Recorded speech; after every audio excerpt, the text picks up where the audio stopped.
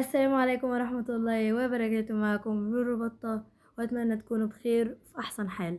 النهاردة مش طالعة لكم كصانعة محتوى أو جاية أديكم نصيحة أو حاجة مفيدة أو كده، لا، أنا طالعة لكم كأخت، أخت بتمر بنفس الأيام اللي انتوا بتمروا فيها، أخت بتحس بالتوتر والتعب، وبتحس كمان بدقات القلب السريعة، أخت بيتها فيه طوارئ، لأن أخويا في ثانوية عامة، انتوا أكيد فاهمين يعني ايه ثانوية عامة.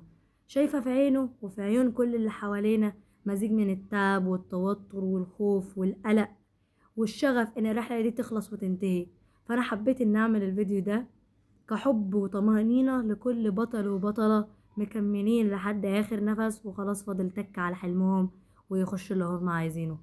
طبعا لو النضارة فيها، اصلا انا لاحظت النضارة بيبقى فيها انعكاس كده ضوء، فده الموبايل.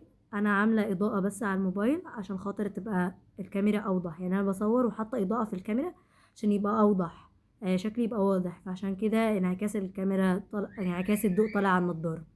فأتمنى الفيديو يعجبكم وربنا ينجحكم كلكم الثانوية العامة. عايزاك تاخد نفس عميق وانت بتسمعني. خلاص هانت. عارف يعني ايه هانت؟ يعني الأيام، الرحلة الطويلة الصعبة اللي بدأت من شهور، اللي كان فيها ليالي سهر ودموع وإحباط، ووقت انت كنت حاسس ان انت مش قادر تكمل، خلاص بتلف أوراقها الأخيرة. أنا عارفة انك دلوقتي أكيد حاسس انك تعبت واتخنقت ومش قادر وطاقتك نفذت و... وانك انت داخل الامتحان، وانك حاسس ان انت داخل الامتحان وانت خلاص على اخر نفس. بس خلي بالك، ربنا مش بيجيب حد لحد هنا عشان يغزله. ربنا وصلك للمحطة الأخيرة عشان عارف انك قدها، وعارف ان هو شايلك في نهاية الطريق ده حاجة هتخليك تعيط من الفرح. ايام وهتدخل اللجنة، وايام وهتخرج، وايام والضغط ده هيبقى سيرة وحكاية بتحكيها لكل الناس وانت فخور بنفسك.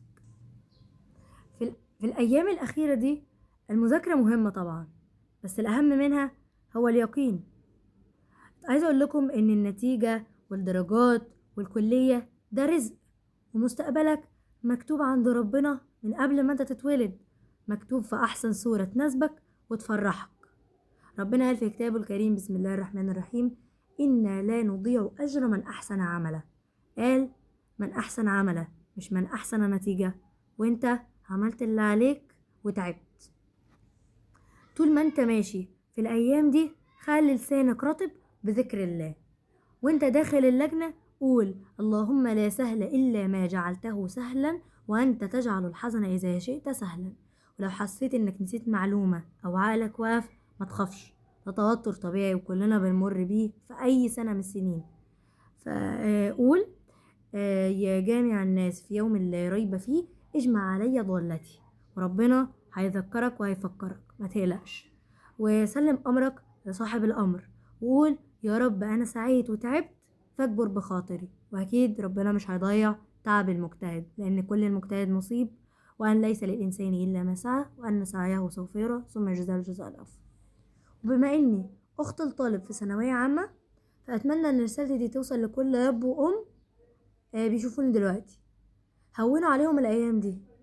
الطالب أو الأبناء مش محتاجين ضغط إضافي، محتاجين نظرة رضا، دعوة بظهر الغيب، طبطبة تحسسهم إن هم غاليين عندكم مهما كانت النتيجة ومهما عملوا.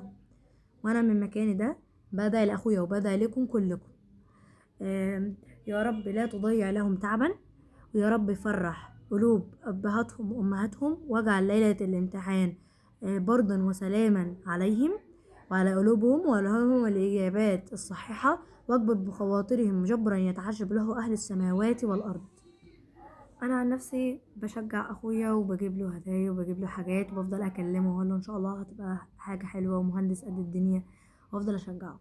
متنسوش كمان لو انتوا اخوات او كده شجعوهم، عشان انتوا العامل الرئيسي ليهم. تفضلوا تجيبوا لهم حلويات، اتكلموا معاهم، حفزوهم.